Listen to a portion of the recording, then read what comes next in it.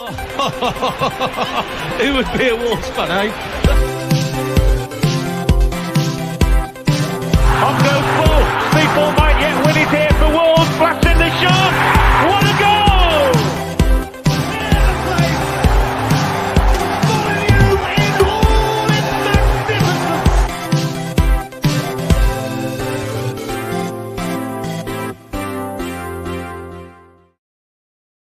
Hello and welcome to today's episode of Wolves Fancast. Rich Hobbs here.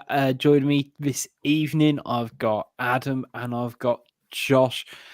Guys, we're going to have to talk about it, unfortunately. We don't want to. It sapped the life out of us and you make hard work of it. But Pricey, how is wallpaper stripping at the moment? More enjoyable than yesterday. So we were just talking off air before we come on. I was just telling Rich about my day, and it involved obviously wallpaper stripping, something which, let's face it, that wall and that lining paper got a hell of a beating and the scraping with all the aggressions from yesterday. They got took out on it today. Let me tell you. It did as much stripping as yesterday's defence, didn't it? I think. Yeah. I was going to say, we'll get right into it, boys, because yes, of course, Wolves crashed out of the FA Cup quarterfinals to Championship side Coventry. I'm using a lot of C words at the moment. I'm probably going to use a couple more if I'm not careful. But how are you feeling today, Josh, compared to yesterday? Did you kind of calm down? How long is it taking you to sort of calm down, really? Because I think we all kind of felt it yesterday. I know it sounds very strange, but after the game, we'd arranged to go to the pub and that, and I was like, I think I was in shock. I'm a very smiley person. I could not believe what had happened. I was still smiling because I was like, how did that happen? But I've got to be honest today, I've got over it much quicker than I thought I would. Maybe I took a more, I don't know what the word is, like, I've just thought, you know what, it could be a lot worse. We never expected to get there in the first place. And it's what it is, isn't it? We've caused enough upsets over the years, like Liverpool, Stoke in the Cup. You know, years ago, did we beat Leeds when we was Championship and they was Premier League to get to an FA Cups? It happens, doesn't it? You know, what can you say? But it could be worse. Yeah, I think I was thinking back to when we lost to Watford 5 years ago now in the Cup, and it's really easy to forget that there is a winner and a loser when it comes to any football match, but particularly when you're in the latter stages of a tournament and a cup competition. And I don't know, at least like Wolves weren't great yesterday, and we're going to talk about how and why we weren't great. But at least Coventry actually did work hard and did deserve a victory. It didn't feel like it was just a complete smash and grab. Like they proved and tested themselves, and it's fucking awful seeing it on social media, because my feed today, it's like the Twitter algorithm, the wizards of just keep pulling up all the little bits, being like, great cup tie and all this. It's like, I don't really fancy reliving this much longer, to be honest. But I was one of these lucky Wolves fans, really. I think you mentioned there, Rich, like about Watford 5 years ago. I've mentioned this to a few people now, but that game I always managed to just put away. I put it to bed straight after the game was finished. And I honestly say I rarely, if ever, think about the Watford game. I think it's probably because I was more upset with the shit curry that I had after the game in Wembley Tandoori more than the actual game itself. This one is a bit different than the Coventry one yesterday. But I know why. I know why, and it's because like my lad is getting involved now. He's really getting interested into Wolves more than I imagined. Okay. Like last season was his first year as a season ticket holder, and he was a bit half in, half out, and this year he's getting more into it. And at full time, as I put in their group chat, he was starting to get a little bit upset. And then when he just looked at me and after about a minute and said, like, can we go home, please? I just thought, oh my God. Like that's when like it properly got me a little bit there. And I thought, yeah, this one it gets me in the feels a bit more than Watford. This one does. But I did tell you on the way out, I said this is character building, and this is how it's going to be. This is football. Character building for your life. It don't get any better than this. yeah, exactly. Because this will be his first Wolves heartbreak, won't it? Really? Yeah. And it's a proper humdinger of one as well. Like you say, like, yeah, we had some stinkers last season, but you know, this is, like I say, generational. It's era defining, isn't it? You know, you hang your hat. Was there, wasn't well, it? what it was, I think it's because like in the 48 hours before yesterday, I was telling him what a day out at Wembley would be like, and like what we'd be doing and getting the train down. So I probably brought it on myself a little bit. I should have known better and just kept stum until the game was done and said, never going to Wembley, and here we go. But now he's got it in his head, I think, what was going to happen. And as we'll probably get onto, it wasn't the fact that we lost, it was how we lost. It was there and then it went. Well, yeah, and Josh, you're saying, like, we've been that lower league side, picking up those wins. You know, Liverpool, you know, 7+ years ago now under Lambert, you know, and obviously it's slightly different when it's third, fourth round, maybe compared to a quarterfinal. And I think the fact that Wolves were at home against the lower league, like, we couldn't have asked for a better draw. Plum draw. And it just, like, I think, you know, I know we're like, well, I don't really want to look at the starting line. Let's just get straight into the misery. But it kind of, when you see the lineup, and obviously O'Neill was being really coy in the build-up in terms of who was available, you know, because rumours were trickling in towards the end of the week. You know, Kuna's back training. He's having, you know, wrestling matches with João Gomez. He's surely going to be fit. And, you know, when you see a lineup of, you know, effectively 3-5-2, but your two up front are Sarabia and Fraser, you're asking a lot of the players behind to, you know, be creative outlets. And, you know, what was your first reaction seeing the lineup, Josh? I think it was a little bit of shock, because I think everyone expected at least like Cunha to be on the bench. You know, I think that was the big one. And then funny enough, I saw the Fancast tweet. It was like, no Bellegarde, no Neto, no Cunha. I was like, okay. Saw the team. I was like, well, it kind of what ended last week. You know, there's still enough to beat a championship side. You know, not taking away nothing from Coventry, because obviously what transpired, but you thought there's enough there to beat a championship side. You know, they've had a week on the training ground, whatever. You think this can't go wrong. I never envisioned a world where we'd lose. I think that's the big thing. You know, maybe I'm a bit young being a Wolves fan, being naive, but I thought we could have put the under-21s out and we'd have still beat Coventry. Not nothing against Coventry, but I thought we'd still beat these. It's you know, as my tweet said, it was destiny to beat them, and quite clear the only destiny it was to lose. Yeah, and I've done a couple of shows in the week for other podcasts like Anfield Wrap, and, you know, saying, oh, you know, about the injuries. Like, yeah, but, you know, we've got Nathan Fraser, and he scored against Brentford, and Brentford Premier League opposition. So surely, and like, I'd go into that wonderful toxic positivity and be like, well, it'll be fine. It's going to be fine. And yeah, it wasn't. And I think watching it, you realise really, I mean, before you even get in the game, you look at the subs bench, and, you know, beyond Bentley, Doherty, Traore, Lemina, and Bueno, like, it was just under 21s and under 18s. Coventry probably got a better suspension, haven't they? Yeah, and exactly, they had genuinely more options off the bench to test us and make us question ourselves. And, you know, between not really having a forward line and then not having any options off the bench to do anything to a forwards line, it was always going to be a tough order, I think. And but you still expect your team to sort of turn up, and I don't think we ever quite did. And I don't know. I think after like the first 5-10 minutes, definitely felt like Coventry were there to get something out of it. It wasn't just necessarily a case for them to stick every player behind the ball. Exactly. But they really worked for it, didn't they?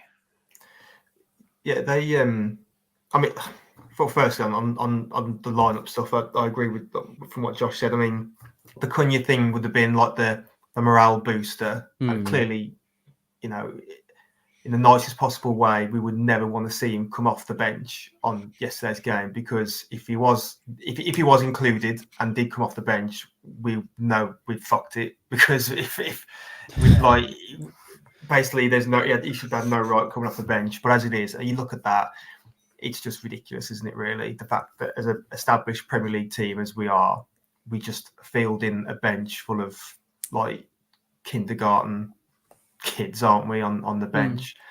I mean, we kind of know where we are with this at the minute.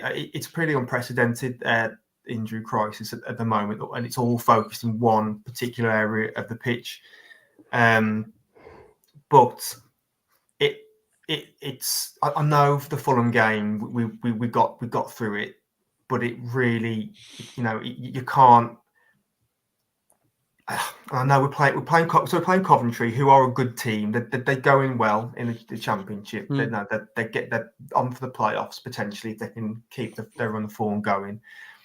And I think I said it in the last pod actually that, I'm optimistic. I'm always like stupidly optimistic. But the one thing I said that was bringing it down a notch slightly was the fact of this injury crisis. And I did wonder how Coventry would approach the game. I did wonder whether or not they would sit back, frustrate us, because we don't like that, do we? We've struggled to break down these sort of teams, but they didn't, did they? I mean, they took the game to us straight away, and I think maybe because Mike Robbins probably smelled more on him later, by the way, Mike Robbins, but he smelled blood. When he probably could see the fact that we don't have like 4 or 5 of our first forward line, and what that means then is, well, what O'Neill's tried to do and get our first choice midfield, and he's shuffling them out elsewhere, so they're going to have their limited amount of their normal natural impact. So like Lamina is finding himself on the left wing. Ait-Nouri at the minute is literally playing anywhere at the moment. And I think, jumping ahead slightly to his post-match comments, what we found is that what happens is that we're asking players to play completely out of position to try and fix a problem, but then it's creating other problems as Coventry probably earmarked before the match to say, right, well, if Wolves are going to do this again, shift players around, that's going to create gaps for us. And seemingly they've got players like Ellis Sims who did create us, unfortunately, quite a lot of problems. Yeah, I mean, 2 big old strikers. Yeah, it was. I was a bit surprised, but I think you're right. I think they definitely sort of smelt blood early on, and we're going to probably talk about Nathan Fraser and his performance or lack thereof yesterday, but it's hard to kind of gain that forward momentum with the players who are starting, because you say like you're in a position where you go, well, like Lamina's just got to play almost on it as a left winger, and that's not his position. And it's like if you ever played 5-a-side and no one's really a striker, you go, oh, it'd be fine because we're all right, but you do need some level of like positional awareness to kind of drag you up the pitch. And like it felt with Freyton, Sarabia's not necessarily someone who dominates a game. Like he's had a good season, and the call-ups and stuff like that it show why, but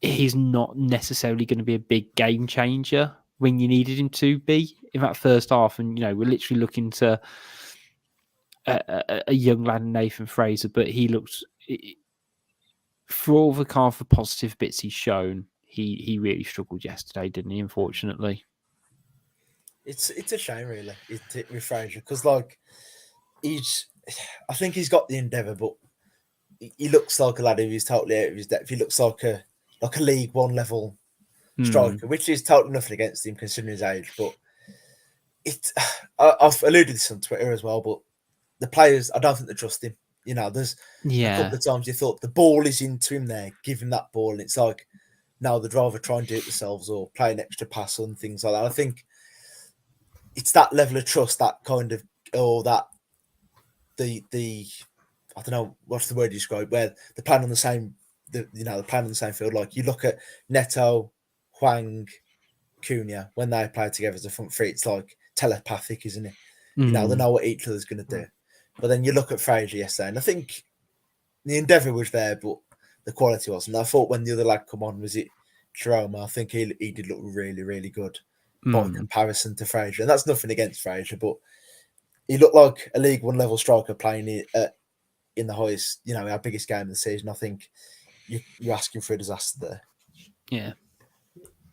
Yeah, it's like you say, we all want him to do well because he's a local lad, everyone's going to back him. But at the same time, at the minute, that's the common thing. As Josh said, we feel sorry for him at the minute because he's not anywhere near at the moment the level that we want him to be. He's only playing out of circumstance. Let's be honest. And also, I think it's like something in his favour. It's like mitigant is that I think he's playing through an injury, or he's been asked to play through like a bit of a minor injury at the moment. Hence why he's coming off relatively early in games because obviously it's not functioning at 100%. But Coventry's number 4. I think Thomas was it.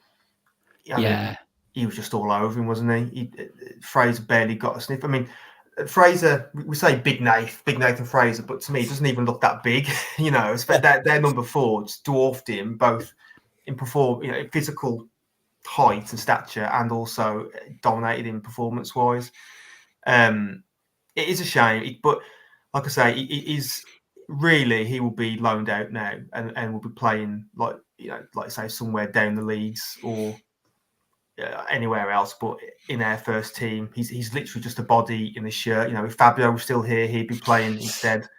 Well, I was going to say that there's 2 interesting tangents. One from Dean Marston saying the comparison to Simpson's a good one, as he went on loan to Blackpool, Hearts, Sunderland before he's moved to Cov this summer, and it's very clear that's what Fraser needed in the summer or January, and Shrewsbury would have been perfect. And I know he was protracted to go out to Shrewsbury. That's one of the reasons why I think Holman came in as an under-21 sign. It just never quite materialised. I'm assuming partly because of injury and that bit of cover and trusting him. And I think the big one for me, and we've got an injury update coming on in a bit, but the fact that in January we shipped out 2 senior strikers, and didn't replace them. And it's negligent beyond belief. And I know, and throw Daniel Podence into the mix as well, in terms of an attacking player who they didn't want around the club. And part of me lauds the club for having a bit of a principle to a degree. It's being so bold, isn't it? And I think the other problem as well is that Brentford goal, as great as it was, it probably, the term you just said, hoodwinked the club into thinking there's a player there who can kind of compete against Premier League level defenders. And then, like I say, it's kind of robbed the club a little bit, because I think if they'd have realised, they probably would have signed someone that took a gamble. But it was like, now Fraser's there and Hwang, okay, we've only got to manage a couple of weeks through the Asia Cup and stuff like that, and we'll get away with it. And then, obviously, look what happened. And then you're playing Fraser in the biggest game you see, you're like, fucking hell. Yeah. I know Fabio Silva's got his critics, and I know Sasha Kalajdzic, obviously he picked him an injury with inside 3 games, or whatever it was. And it's not to say that wouldn't have happened if he'd have stayed at Wolves, but it's a gamble. The club gambled because they wanted to save a bit of money, realistically, or they didn't want people who weren't in the manager's favour knocking about the club. So it worked from a financial perspective. My take on it very much, and it's a bit video gamey of me, but it's the manager's job to keep those players happy. and to try and incorporate them. And like, no one can tell me we'd have been a more challenging opponent yesterday to Coventry if Fabio Silva was starting, or at least Nathan Fraser would have been a more interesting proposition to come on, even as a sub, as a different dimension to Fabio Silva. And it's all hypotheticals, don't get me wrong, but that lack of investment in January and replacement has meant that we have absolutely burnt out our three strikers because no one's, who comes in for them. Sarabi has stepped up to a degree. Bellegarde's shown it in patches, but they've all clearly burnt out effectively with the home straight of the season to go. And interesting comment on YouTube from Matt Bradley. We didn't use less yesterday because we failed to sign a striker in January, to be honest. And well, no, but it's a bigger picture thing, isn't it? Really, we're not saying that just for yesterday's game. But I mean, it doesn't help the fact that we have no strikers, right? That's a bit of an obvious point. But it's where folks can let themselves down, with us. It's the fact that they want to get by on the absolute bare minimum. It's like they don't want a squad. They'll fund a first 11, but they won't fund a squad, essentially. And it's like going out for a long drive, thinking on like half a tank of petrol, you've got to drive 200 miles. Think, we'll be all right. This half a tank will get us there. And then you get 2/3 of the way and then realise you've run out of petrol or something, and you think, I wish I had the foresight to realise I should have gone to a petrol station beforehand. It's a shit analogy, so apologies for that. But what I'm saying is that we do need a bit on the bench to help change games and all the rest of it. And we're feeling the effects of this now. It's not just because of yesterday, but for the Fulham game, which, like I said earlier, we managed to get by on. But then we've got the upcoming games where we still might not have a forward line. But yeah, it's not the reason why we lost yesterday. As O'Neill says that. But if anyone thinks it's not something that we can't mention, the fact that we have no strikers, and that's wrong, because it's clearly going into a game with just one fit senior striker is not going to go well. No, exactly. But in terms of nearly all the proper action happened in the second half. I think the only one of note in the first half was Sims missing basically an open goal. And when you watch it back, it's like, how the hell has he managed that? And it wasn't even going in, was it? I mean, it counted towards one start. I think Sarr claims it as one of his many saves he made yesterday. And between bad finishing and Jose Sarr, and comments on YouTube. Big thanks, of course. If you're not already, make sure you hit the subscribe button. Jose Sarr was difference for Fulham. Also could have been embarrassing yesterday without him as well. And do you remember when he went down? In the first half? Out of sort of nowhere. How would the game have panned out if Bentley had come on? So it's just glad that Sarr was all right and he carried on, because that would have been that would have been something else, wouldn't it? Yeah, and just it's worrying, because I think when we first missed Kuna, I was saying, you need these other players to step up and fill those gaps in the pressure and the creativity, and we kind of managed that for a couple of games, whether it was Lamina, whether it was Gomez, and then obviously when you're without Hwang, Neto, and Kuna, you need more of those players to step up. And it almost felt like Sarr did kind of his job yesterday, and he stepped up because there's going to be more leaks. But then, players who I really rate, like Tommy Doyle, I don't think had a particularly great game, but he's in a situation that's not necessarily going to help him. And a lot of these players do need those, if you're without your three most creative players, it's hard to then just go, hey, you be a bit more creative. It doesn't kind of work like that, I guess, does it? So odd, isn't it? Because, I said, first half, yes, with Lamina, I know he was shifted out wide, but he didn't look particularly bothered either. At the same time, last week against Fulham, he was the driving force going forward. Everything positive he kind of did, it was him or Ait-Nouri. And then yesterday, the amount of times, it was just like the body language, and you thought, the players don't look up for this. And then you compare it to Coventry, it was like, every second ball. I mean, I feel like it's really hard to say it's about Coventry because there was absolutely fantastic two-man, but all they would do was knock that ball long into Sims, and then someone would play off him. Yeah. And then, like, you look at us, and it's like we couldn't even do that, and with Fraser and whatever. But it's like it was Ellis Sims is maybe whatever the notion he's got, but yesterday he scored 2 goals and got an assist, and he was fantastic for the. He won Coventry that game effectively, and I wish we had something like that. That was like watching. It felt a bit like watching Jimenez up front for us again. You know what I mean? How good some of that old up play was. It was like, bleed. No, I wish we had a striker who could like not Nathan Fraser. The ball would just come straight back to us. Yeah, and probably brings us quite nicely onto their first goal, because again, it was almost quite a typical. I was going to say a proper FA Cup goal, but it was bundled in at the back. They love a bundled in at the back post, don't they, Cov? But should it have been disallowed? I don't. I've only saw this back once, and I wasn't sure. But O'Neill has said in his post-match that him and his team, he said, when they looked at it, pretty quickly come to the conclusion that it had. But I mean, the VAR delay was about 5 minutes. It just seemed to go on for an eternity, didn't it? The VAR delay. But in real time, I couldn't. It wasn't obvious. I'm not sure after the VAR how obvious it was earlier, but or either. Sorry, should I say?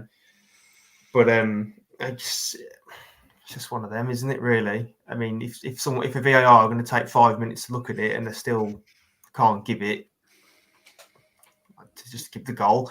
People around me at the time, and probably even myself, was just after about 4 or 5 minutes, just saying, just give the goal. Let's just get on with the game. If it's a goal, it's a goal. Just crack on. Can't just stand there for like 4 or 5 minutes. It's just so boring, isn't it? It's just so boring. Like that 5 minutes delay. I know, obviously, it was the absolute shit defending that cost us, but you think that game there's 9 minutes added time. Call 5 minutes for the VAR.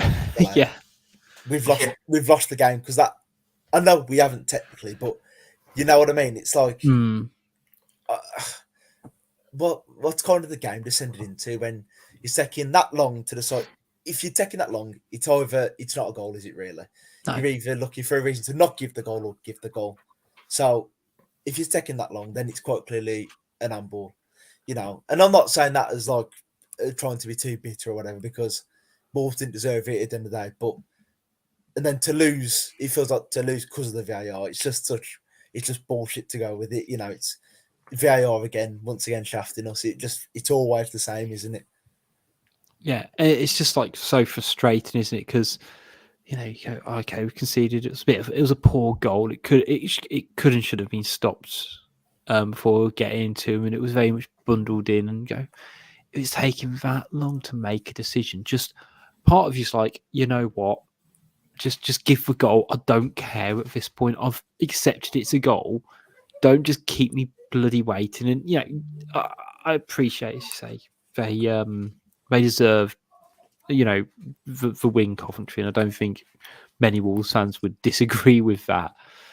But it's just stupid, and it felt like it was a bit of a wake up call for Wolves, because we didn't play great in the first half, and particularly like the last 10 minutes of the first half, we looked ropey, and then second half we concede, and it was like, well. Yeah, but it wasn't like it was even against run of play. It was deserved. And you go, okay. And you're looking around for players to step up. And someone who definitely did yesterday, and a player who didn't deserve to be on the losing side, was Rayan Ait-Nouri, who yesterday put on an absolute clinic in terms of how he was playing.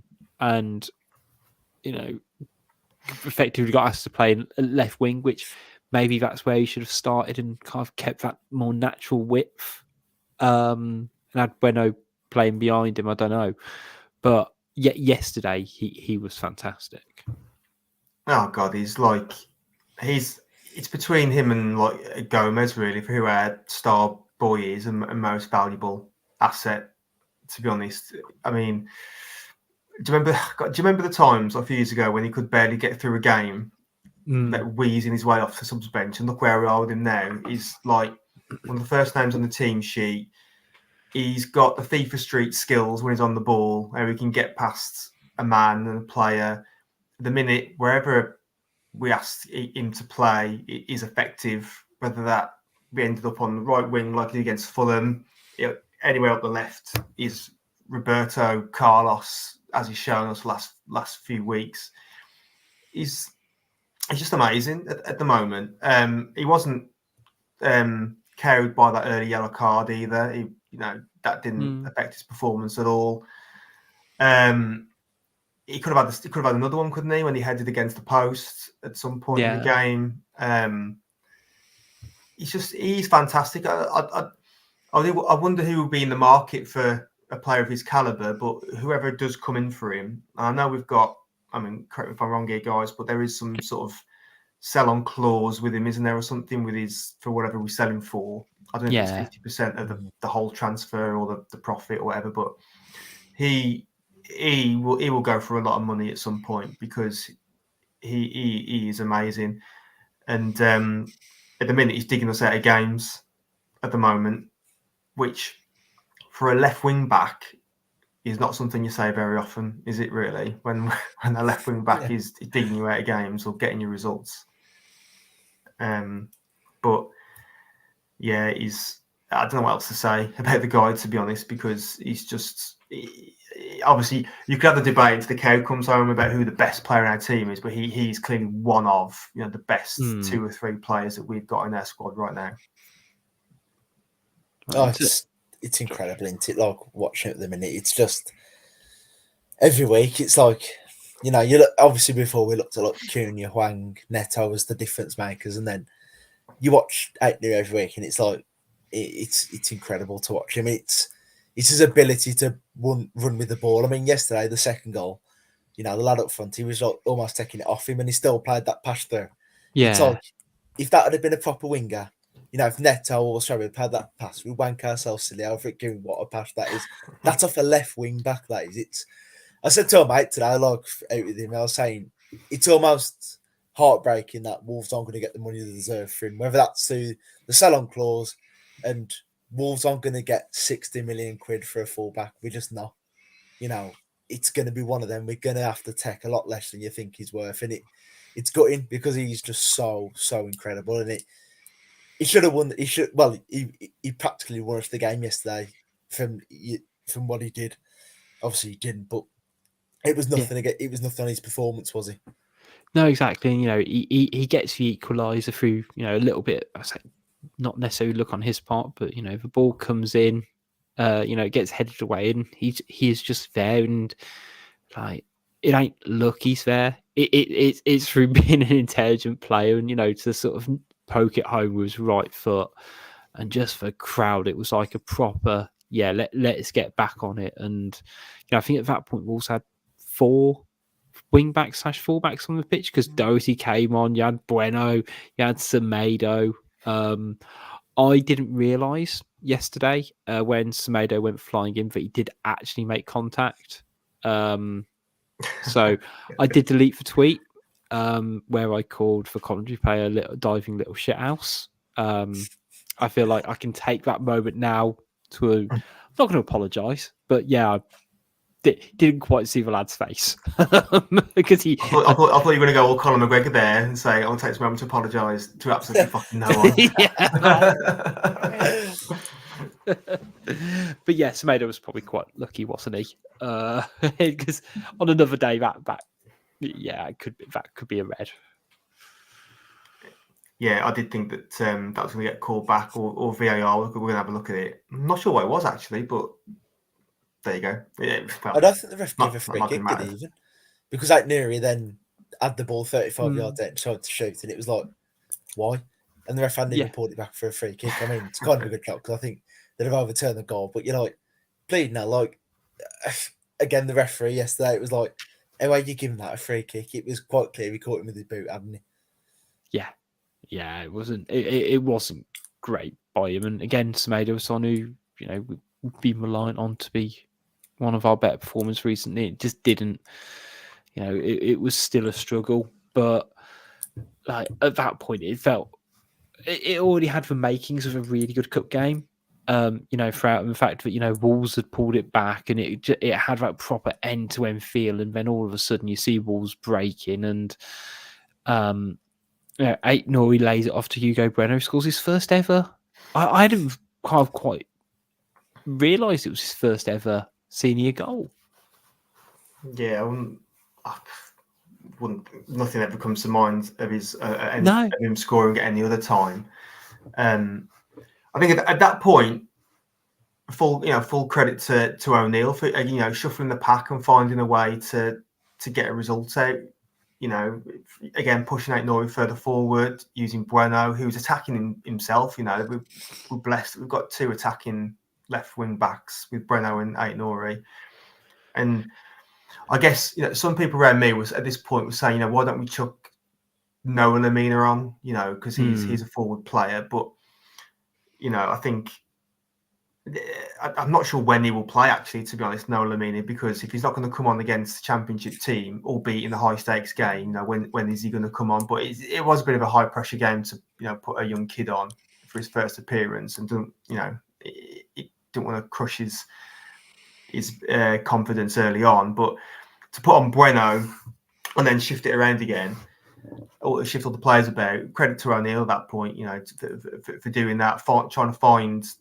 I'm not going to say solutions. Trying to find ways forward, to get us ahead in the game. Ait-Nouri, again, as you said, amazing in the build-up with bringing us forward, playing the through ball through. And it was a cracking finish, to be fair. It was from Breno. That was a good striker's finish. Mm-hmm. That was. And then, at that point, everyone's booking the train tickets, aren't they, to Wembley at that point. And I don't want to talk about it anymore. We'll leave it at that. Yeah, that's how the game ended.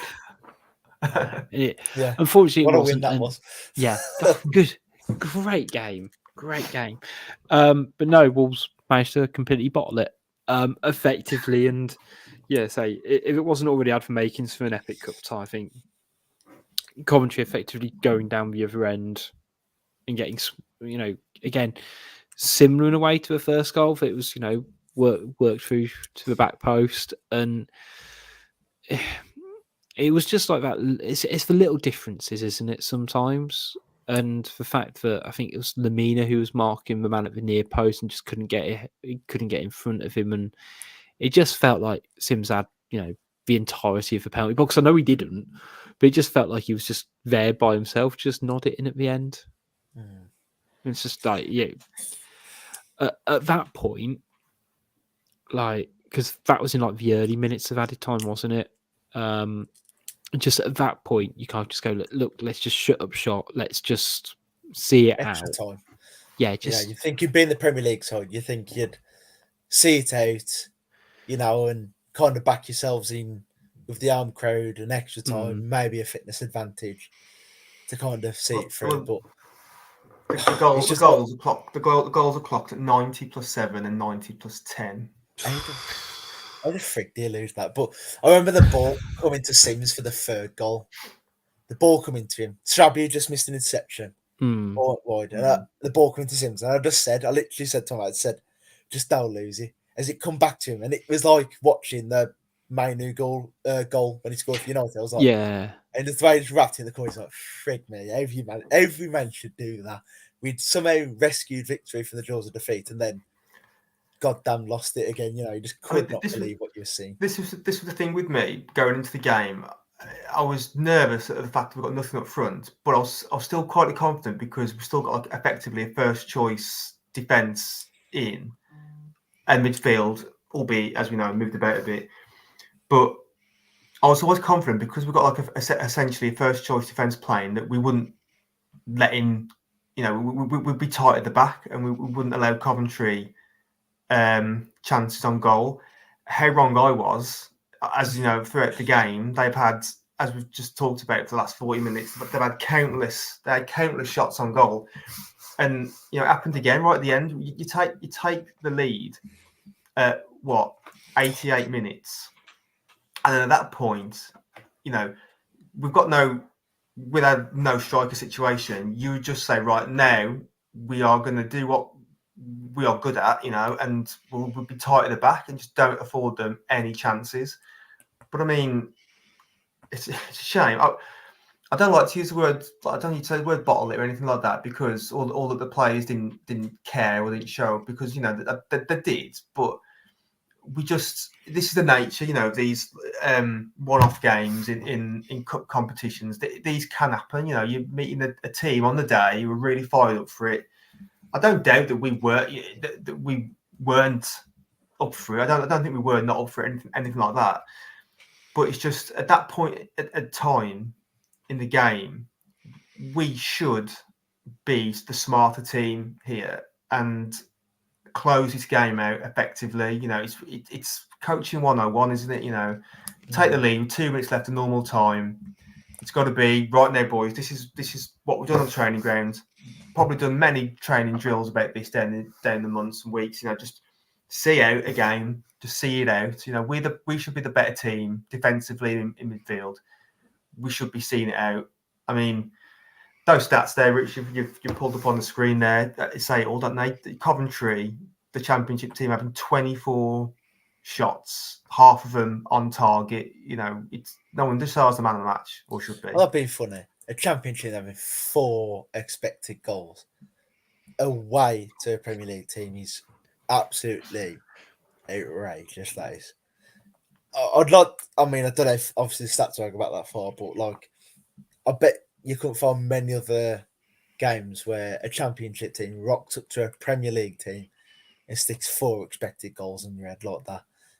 You know, it just shows kind of the dominance Coventry had, really, didn't it? Yeah, it does. But I mean, they had an opportunity. They had the best time to play us was yesterday.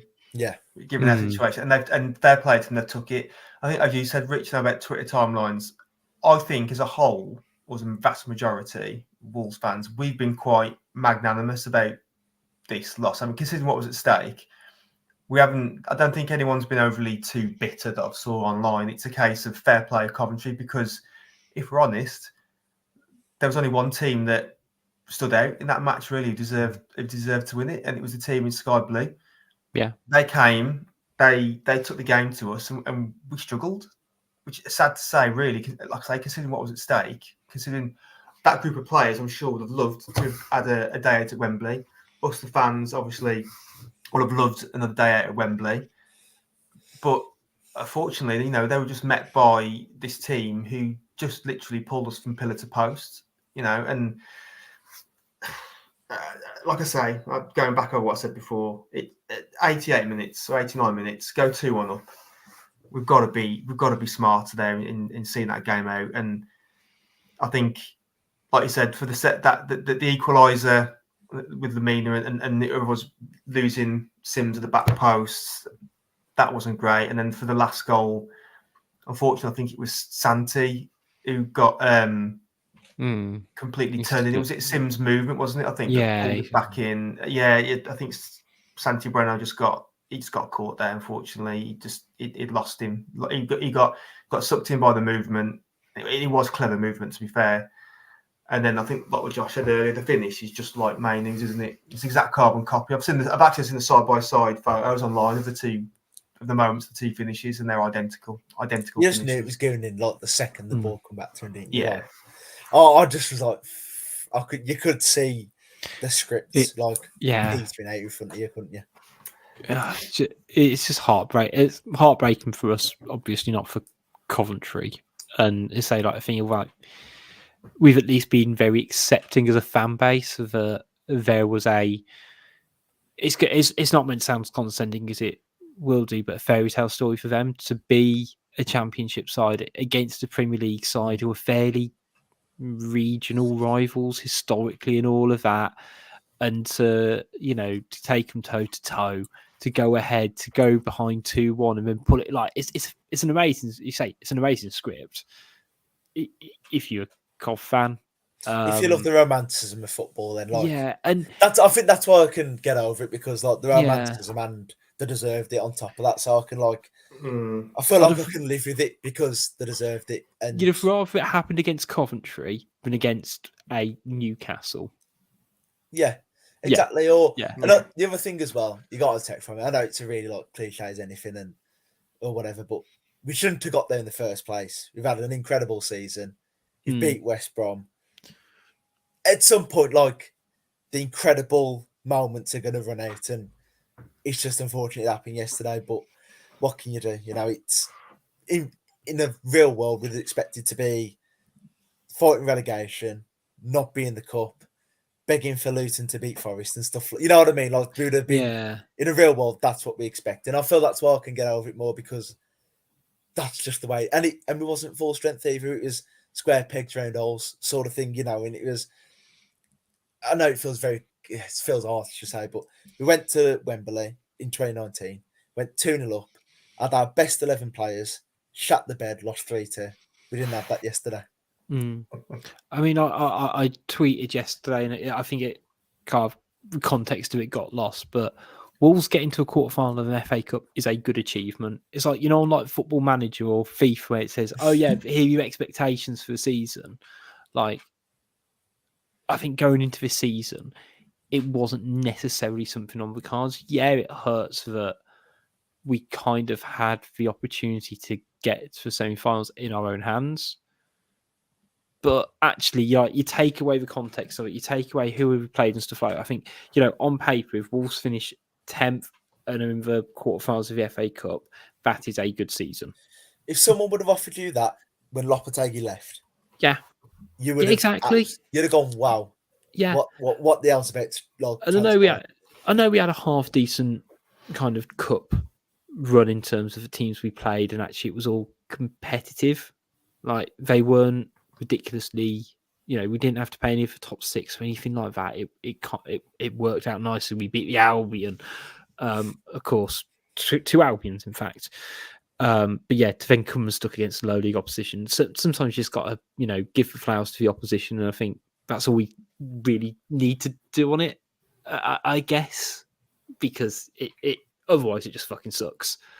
I guess my question for you guys is moving forward things. How do you think this is a game that Wolves as a team will get over quite quickly? Because I mean, obviously we've got a break now for a couple of weeks with the international duty. Team wise, it's looking a bit better all of a sudden. Well, I say it's a bit. So O'Neill didn't announce what was happening with injuries until after the game. So to give you a rundown, you've got Neto, who's out for potentially 6 to 8 weeks. He might make it back for the last couple of games of the season. Let's be honest, he ain't. They're hoping Kuna's going to be fit for Villa. Hwang's out for another 5 weeks, so that takes him up to effectively the end of April. And Dawson and Bellegarde are expecting to be back for Villa. I mean, I guess, do you think it's slightly twofold? But how do you think we're going to do against Villa? And do you think it will be because this kind of players who started will be kind of mentally on the right page for it to get over that defeat?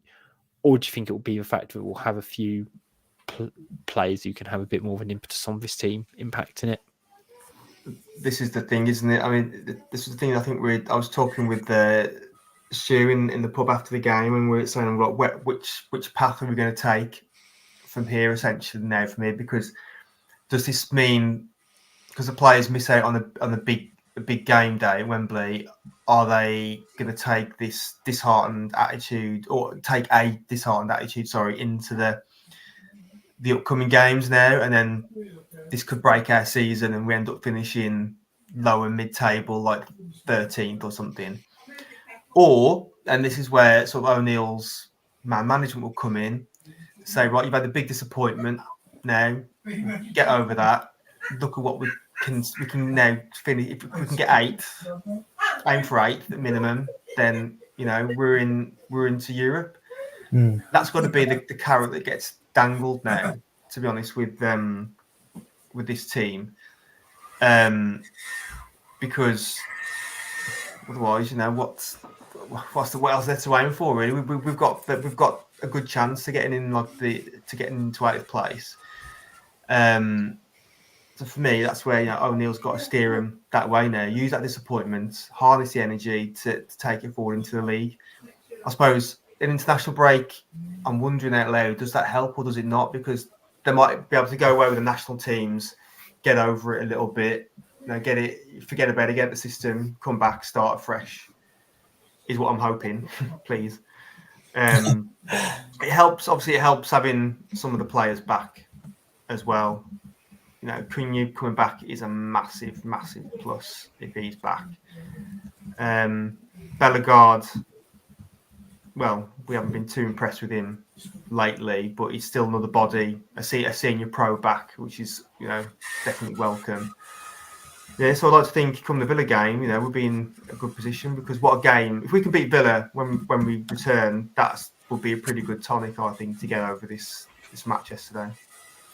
It's one of them, isn't it? I think there's a very good chance when you look at the fixtures we got left, the season kind of peters out, and that's nothing against, it feels a bit easy to say that and be really despondent by it, but look at the season we've had and look at the teams we've got left. You got the top 4 left to play, 3 of them away from home. Obviously we've got Forest who are going to be fighting down there. Luton at home, but they're going to be fighting down there. There's a lot of tough games left and stuff, and it feels very easy to say, look, the season's going to kind of peter out, and it would be a little bit heartbreaking if it did, because it doesn't feel like that the fairy tale ending this season deserves. But if it did, then so be it, because look at what we're playing with. What are the odds of having all your first front 3 attackers out injured all at the same time? It's just one of them. Maybe the international break might work in our favour. It might give O'Neill the chance to find a few more, solutions to the problem. Hopefully it does. Maybe 2 weeks, obviously, it might just work in our favour. It might not, but yeah, I think even if it did peter, as long as we didn't lose the last 10 games, you'd still go. It's been pretty incredible, hasn't it? Really. Yeah, exactly. I mean, you look at the table and we're pretty solid at the moment in terms of that mid-table finish. We're literally 6 points off 6th, 6 points off 13th. Anything below 13th is probably going to be quite a stretch in terms of how much other teams would have to pick up. We'd have to. It would have to be monumental. I think 14th on 29 points or something like that. Also, there's a big drop off, or it might be 31.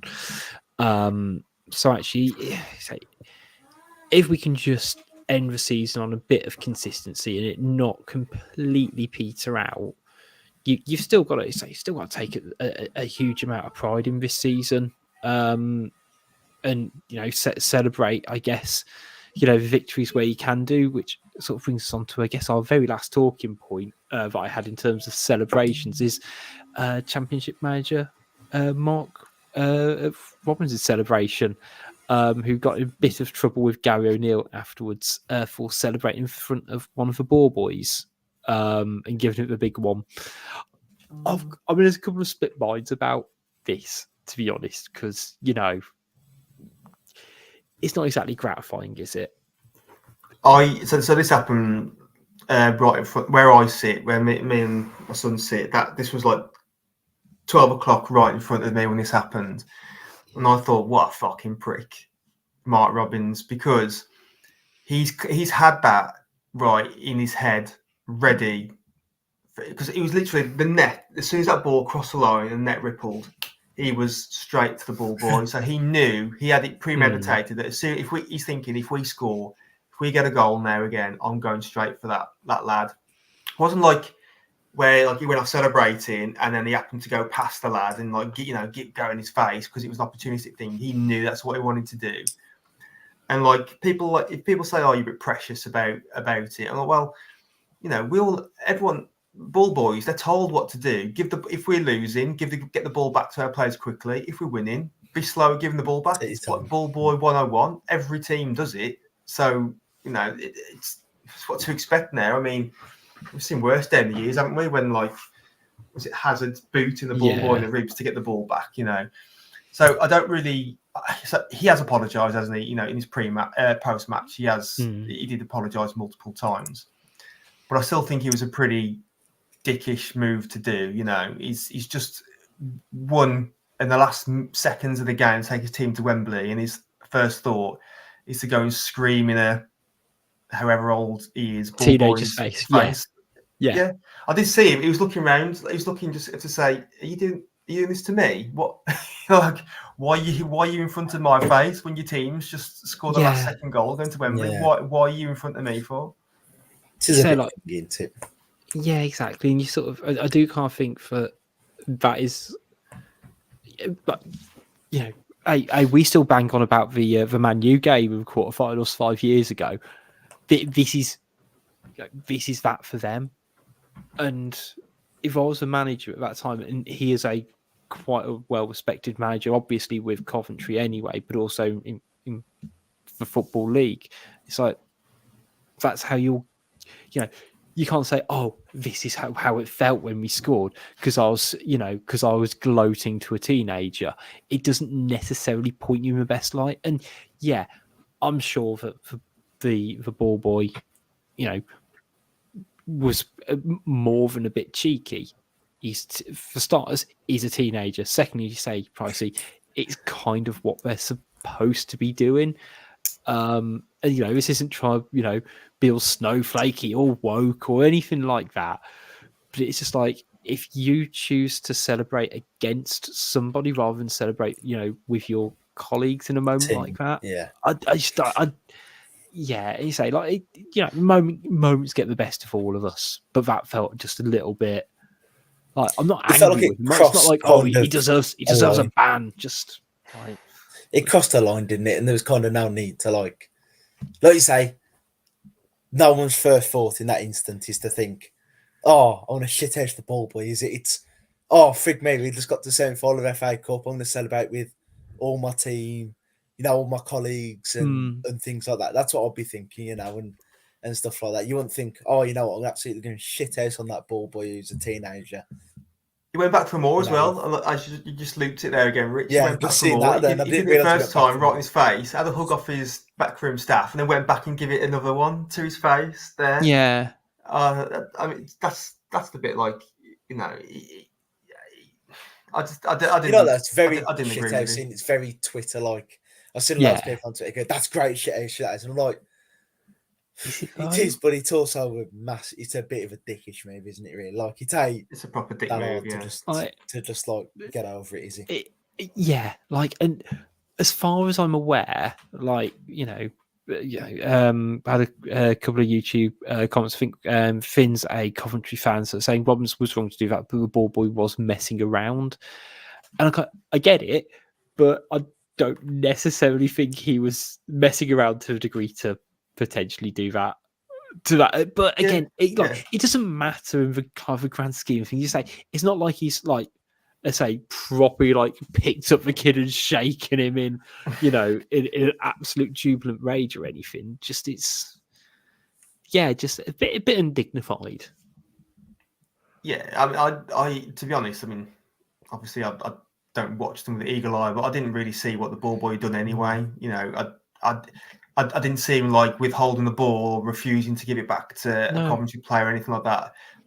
Robbins said his major crime was that he just dropped the ball and walked away smiling. Well, fuck me, mate. If that's going to cause you to like do what you did, then we know the snowflake here is, don't we? Yeah.